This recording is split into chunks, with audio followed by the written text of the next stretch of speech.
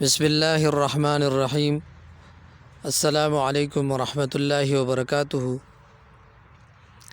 جو لوگ دل کے امراض میں مبتلا ہو اور گردوں کے امراض میں مبتلا ہو تو ان کے لیے آج قرآن سے ایک مختصر عمل بتا رہا ہوں۔